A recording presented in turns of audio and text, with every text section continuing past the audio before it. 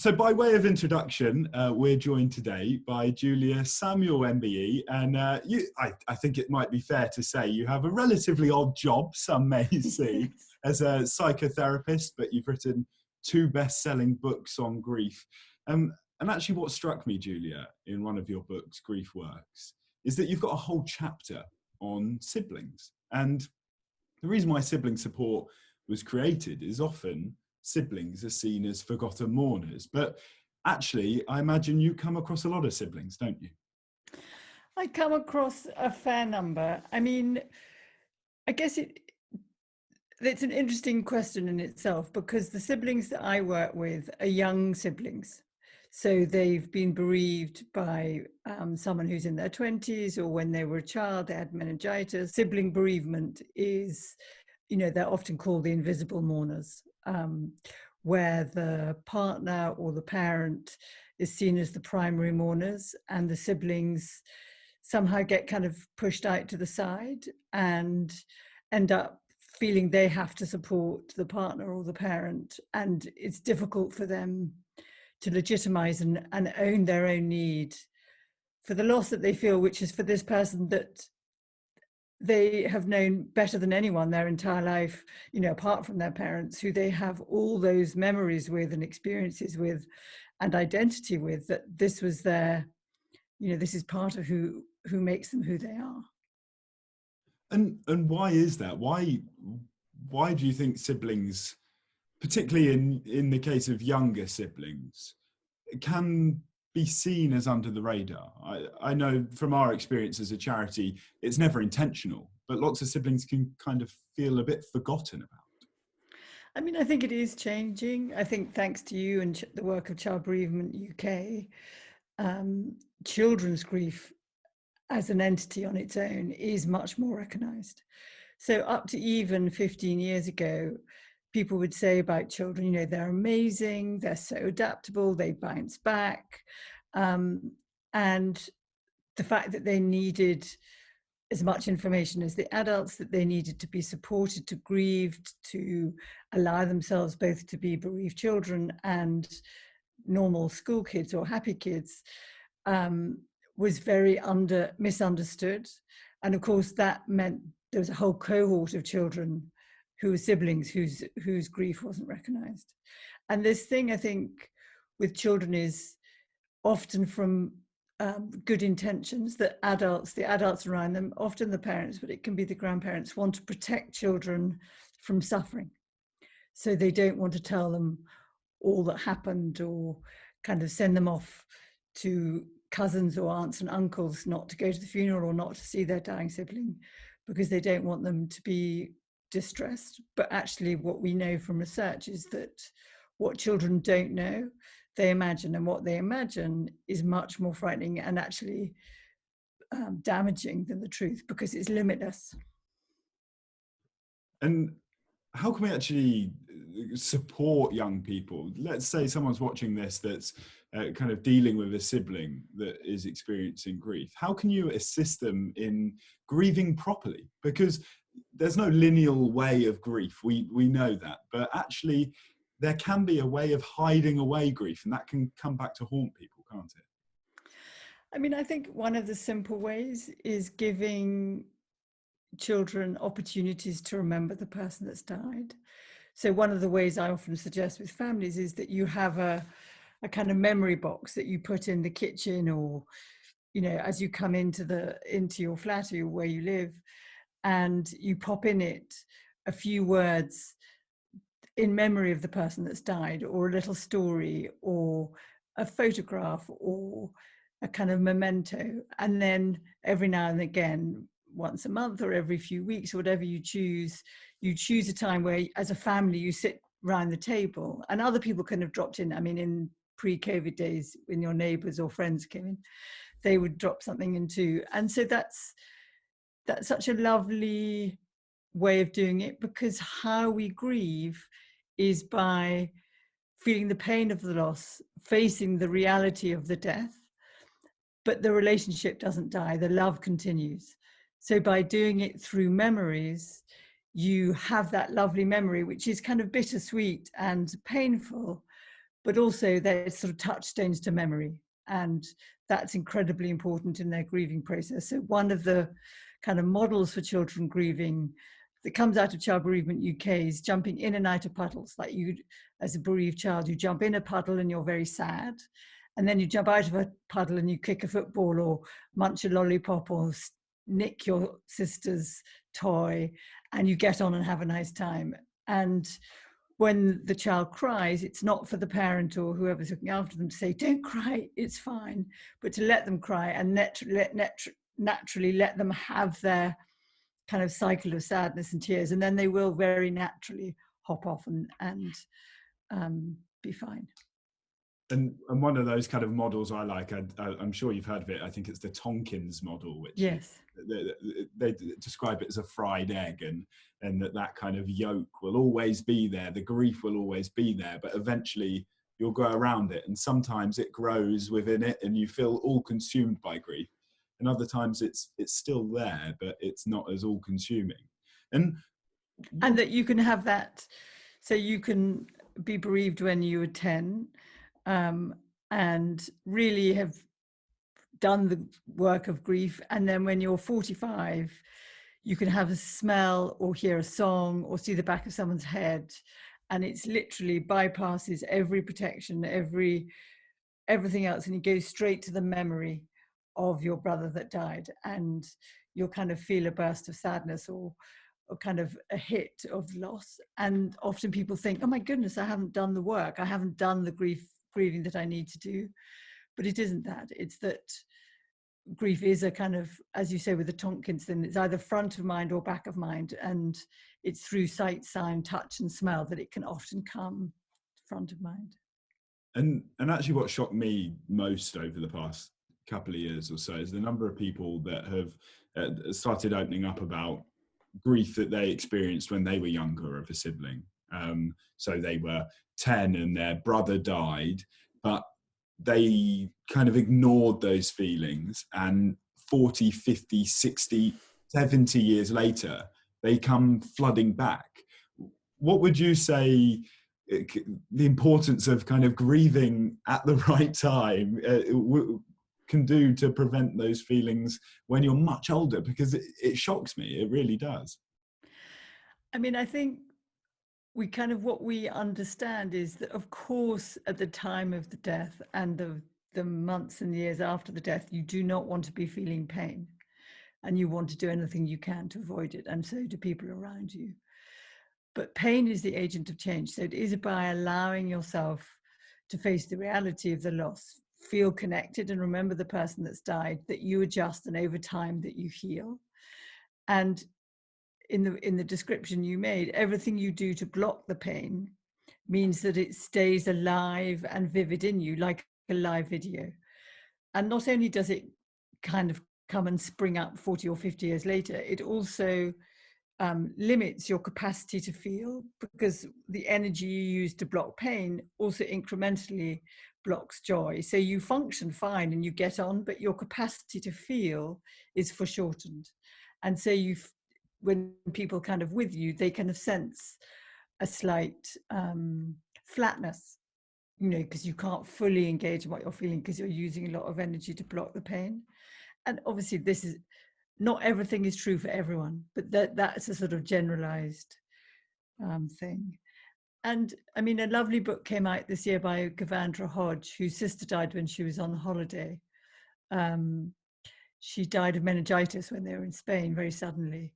And she had literally never talked about it at all to her mother or her father until she came to interview me, funnily enough, to do an article on something else. And then it reminded her that her sister had died. And not that she'd forgotten, but it kind of opened up the feeling. And she wrote a really wonderful book this year. It's called The Consequences of Love. And so it just sits in you. It just stays there. It doesn't go anywhere. And how can people help themselves to kind of not have those emotions sitting there? How can they address that? How can you address your own feelings? I mean, I think first of all, know yourself. So kind of self-awareness is the first step. Know what your inclination is. Is your inclination to defend against feeling? What's your default mode way of coping? Do you shut down? Do you drink masses? Do you get super busy? So alcohol, sex, busyness are the natural anesthetics to pain. Not the natural, but the ones that people most often use. And kind of be aware, am I giving myself time and space to remember my brother or sister, to think about them, to connect to them, to miss them, to feel sad, to celebrate my love for them, and allow that feeling to come through in its full kind of cycle. And often it hits people in waves. I don't know if that was your experience, that you wake up and you may suddenly be hit by it as you wake up, or you're having a kind of okay day, as in Tonkin's model, it's sort of further back of mind. And then you suddenly get hit by it. And so it's to allow it to naturally come through your being, as it were, organically. So the biggest single thing that helps is the love and connection to others, that when someone we love dies, it's the love of others that helps us most. So it's finding ways to express your grief, and it could be journaling, it could be talking to a friend, walking and talking, it could be painting, it could be gardening, it could be cooking, it could be, an expression of who you were in relation to your sibling. But also, if this isn't a full-time job, allow yourself to both be, get on with life, to engage with life, and to be bereaved, and that you move between the two, very much like children jumping in and out of puddles. Does that fit with your experience? I think it does in many ways. And I mean, speaking to lots of siblings, we all had very different experiences. For me, it came in waves and then it went totally, and I didn't address it. I was ignoring those feelings. And then... Were they there and you ignored them, or were you just not aware of them? That's a good question. They were certainly there, but I perhaps wasn't aware of them being there, or I was constantly trying to bat them away. But then it all came back for me when I arrived at different stages of my life that my brother didn't get to. And because he was older than me, I always imagined him getting there. So my big brother, yeah. Like a bit of a shock, or he was always meant to be the person going to university. And then when I arrived at university, it was like, what on earth? This is so bizarre. But what would you say to the people surrounding young people to encourage them and to help them speak about their grief? We'll come on to some questions shortly, but lots of young people either don't want to talk about it, or they do and they don't know how to. How would you encourage people, whether it's a teacher, whether it's a parent, whether it's a friend, to encourage and allow that atmosphere for conversation? I mean, I think it's different at different ages. So young people, say sort of 12 to, I don't know, 21, 22, in most cases, and of course nothing is for sure, prefer to talk to peers, to talk to other people who are the same age as them. They prefer that to talking to, certainly to talking to therapists, or their parents. And also often with your parents, you want that you can get co-protection, where you want to protect your mum or dad from being sad and they want to protect you. So you kind of build this wall of defense, which isn't helpful. So I mean, what we know from research is that the quality of the parenting of bereaved children is what predicts their outcomes. So that's quite a lot of pressure on the parents who are already grieving, and devastated.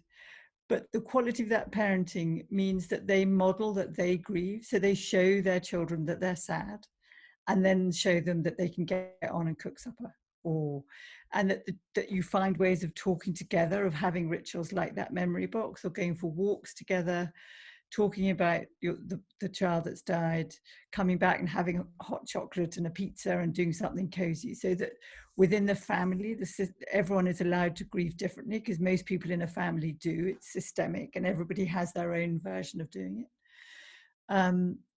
If it's teachers need to be sensitive, but maybe just talk to the pupil. Like I think the big thing is that acknowledge the loss. So at the beginning of the term, or after the sibling has died, for them to say to the surviving sibling, look, I know that your little brother or sister has died. I know that's really difficult for you. What do you want us to tell the other children in the class? What do you need? Here's a signal that shows to me you're upset. So if you put that signal up, I can see that you need to maybe go out and see the school nurse, or go into the playground and walk around for 5 minutes. So it's the acknowledgement and working out. Children often know what they need. It's working out together what they need. But the thing that does most harm is pretending nothing has happened. And it's that open conversation. Openness. And it's collaborative. Children are incredibly naturally curious. I mean, not every child, like with everything, but they learn to grieve by seeing what's around them. So if people are open, honest, loving, they need lots of love. They need lots of kind of secure attachment, so that, they need the normal routines. They need to be able to ask difficult questions and be told the truth. They need the normal discipline, the boundaries to hit against, so that they don't kind of suddenly feel scared.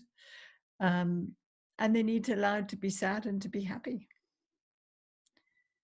And it's interesting you say they need to be allowed to be sad and happy.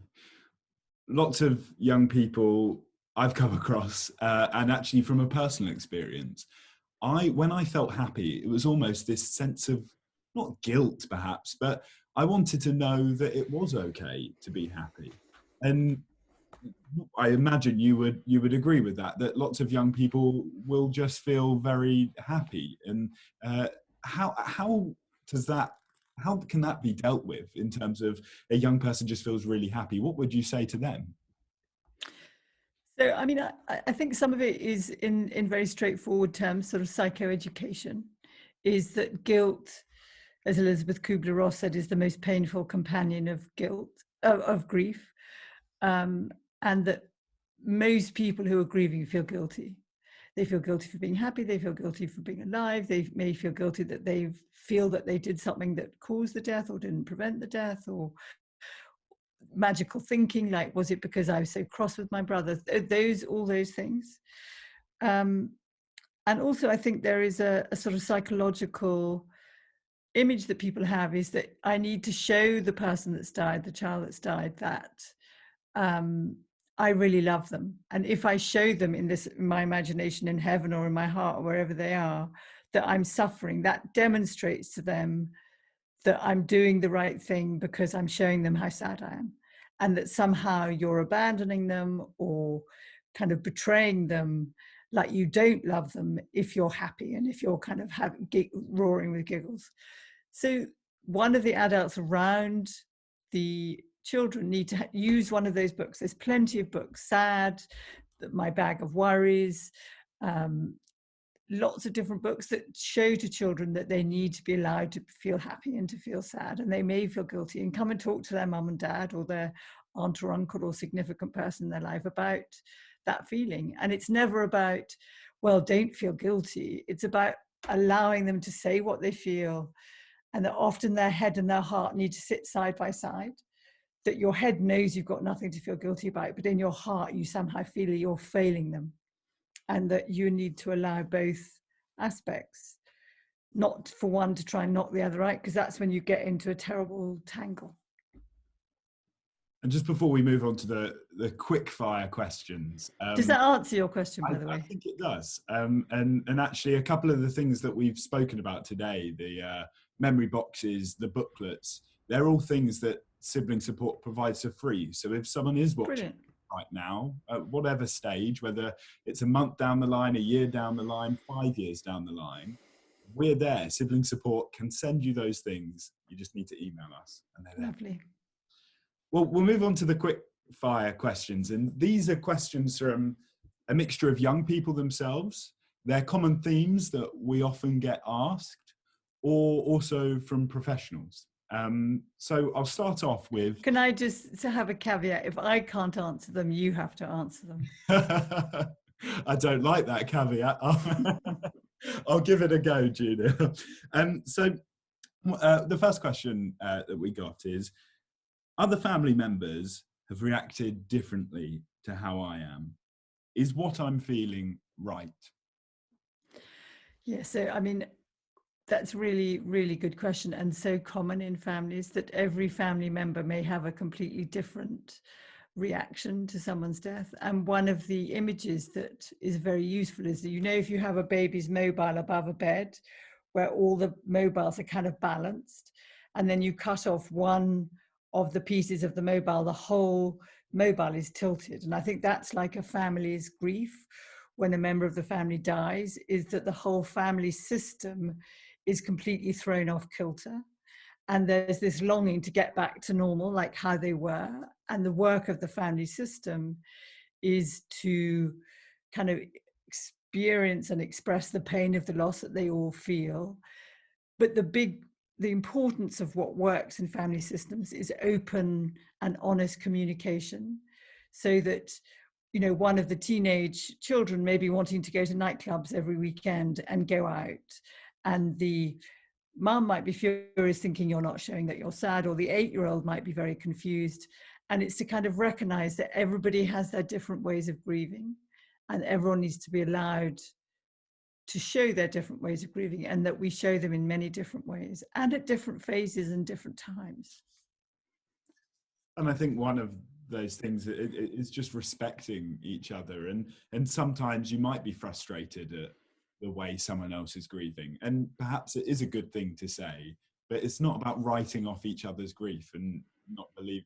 I think it's fair to say, I'm not sure if you would agree with this, Julia, but it's fair to say that when someone you love and someone that matters to you so much, whether it is a sibling or not, dies, everyone will grieve. And just because they're grieving in a totally crazy way to you doesn't mean that they're not grieving. I think that's right. I mean, one of the images that I use when I'm working with families is that grief is like, if you think of it like an iceberg, the third that you see above the waterline is what people show and say, and the 2/3 below the waterline is what everybody is feeling. And what people are feeling below the waterline is likely to be very similar. What they do with it above the waterline is often very different, but it doesn't mean they're not feeling the same pain. And our second question is, and I think we've touched upon this slightly, but what can teachers do to support a sibling? I mean, I would love schools to have a kind of protocol that is in the school, that the teachers have had even just an hour's training about how to respond to bereaved children. 1 in 9 children in every classroom in this country is significantly bereaved at any time. So it isn't something that is incredibly rare. So I think the first thing is acknowledgement, to acknowledge the death. The second is communication and collaboration, to work out with the child and the parents what the child needs, their particular needs. And also protocols for when the child is upset. So say they're doing biology and there's a subject that shows around the sort of autumn and that leaves and death and dying, that might be upsetting for some children. So to kind of be sensitive to what the children's needs are, and keep that updated, because our grief changes over time. It's not just that you're this bereaved child and that stays the same all the time. You adapt and change as the grief changes in you. The third question, just 2 more after this one, is how do you best explain death to a young person? I think the best thing is always to start with, what do they understand? So find out what they think. And that's true with most questions. But then I would say that your brother or sister looks like they're asleep, but their body isn't asleep because they've died, and their body is cold, and their body doesn't work anymore. And they can't hurt anymore, they don't feel anything. And that's what death is. And you may remind them, if they saw a rabbit in the road or a sort of death before, that unless it's permanent. The big thing with particularly young children is magical thinking, and the language that you use. So people talk about you know, your brother or sister went to heaven, or we lost them. And children and all of us lose things every day, but you find them again. Or heaven could be the hamburger joint down the road. It could be I worked with one family where she thought heaven was a village 10 miles away. So you need to use concrete language that she's died, or brother or sister has died. That means their body doesn't work anymore, and that's permanent. They're not coming back. It's irreversible. And then talk about your belief system, whatever your belief system is, whether it's in heaven or in your heart. Or so people often want to skip to their belief system, like your sister's a star in the sky, before they've given the information that they've actually died. Sometimes I want to hide away and not talk to anyone, but my dad keeps asking me to speak about how I feel. Is he right? That's so interesting, isn't it? I mean, I think it's better that way round. But it is also really annoying being asked, how do you feel? It's like you want to push the person away and go away, stop asking me, because it feels like someone's wanting to make you cry. They're kind of poking you at your sore bit. So I think for parents, what helps is if they talk about the sibling that's died, like I'm really missing Liam, or I'm really missing whoever it is, and start talking about them. And so let the brother or sister join in and find their words for themselves. Asking how are you is often, you often get nothing. The two ways in families, I think families communicate best, is when they're in the back of the car, because you're not eyeballing them. So they often tell you stuff when they're in the back of the car. And the other one is walking and talking together. So that thing of being outside, being in the rhythm of walking together, looking at the ground, not eyeballing each other. And then the parent leads with, gosh, I was thinking about the name of the child, and I was thinking this time last year, so start having memories, or own when they feel worse. Oh, I find it really the saddest at this particular time of day. And then they will find that their children learn to do that for themselves, and they will talk about it too. And the final question is, it's been 5 years since my sister died, but even now I can't stop crying. Does it ever get better? That's such a hard thing. I wonder what the circumstances of the death was, and whether it was a traumatic and sudden death. So what we understand with grieving is that the level and the intensity of the pain of grief changes over time.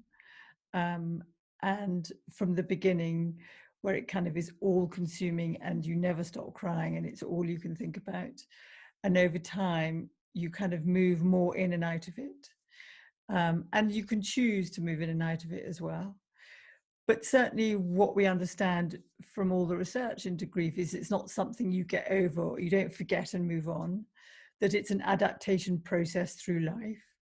And there are times when it isn't front of mind, it isn't so central to you, but then there can be other times, like we talked before, on a particular anniversary, like your wedding day or going to university, graduation, or whatever it is, that it feels like yesterday.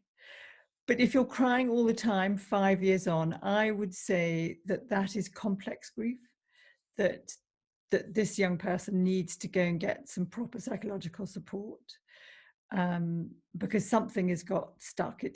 Grieving is an adaptive process. It's a natural process that you adapt and adjust to this new reality over time, and that you learn to live with that reality. And so 5 years doesn't feel right to me. Well, what do you think? What do you think about that? I would agree. I would definitely agree. And I think, as you say, those kind of waves that people go through. But if 5 years on, you're constantly in this kind of hole, certainly if it feels like that, of just this endless crying and this endless upset, it's certainly worth speaking to someone. But it's also worth remembering that that sometimes it can feel like you're always crying. But I imagine if you look back at those past 5 years, I imagine there's many moments where you have been quite happy, and Yeah. you've had different memories and different moments. But Maybe a way of doing it is to start journaling and to kind of start marking how much you've been crying through over a period of time, over a month, say, and then look at it and then really think, does this feel like a natural process where I'm really sad and then I get on and I have my day and then I'm really sad? Or does it feel overwhelming and I feel stuck? And that's when it's complicated or grief that needs more support. and for lots of young people, and for lots of people experience grief of any kind at any point of their life. I think all young people have had what I call grief from a living loss this year. So, all their plans, all their normal landmark birthdays and travel and exams and being with each other and having fun. I mean, that definitely is grieving. And it's experienced like grieving. They feel sad, they feel cross, they feel numb, they feel furious, they feel powerless, they feel overwhelmed. And so they should support themselves too. Certainly, and those kind of external shows of emotion, crying, anger, annoyance, shouting, being over the top happy for some reason, they're all moments that you kind of have to live in some way, and only when they override you, when they become a constant in your life, should you start thinking, maybe I need to get some more help with this. But if it's parts of you occasionally, I think it's an experience. It's adaptive. It's a normal grieving. I think what I'd hope is that if people go to my website, www.juliasamuel.co.uk, I have something called the 8 Pillars of Strength, which is 8 things that you can do to support you. It's your relationship with yourself, your relationship with the person that's died, with your mind and body. And so it's a very good kind of system of support. But also on my Instagram feed, I do lots of little tools of what people can do to deal with their anger, to make themselves feel calm, all sorts of things. So if people want to find me there, then I hope that would help them. Fantastic. Well, Julia, thank you so much for all your time today. It has been invaluable.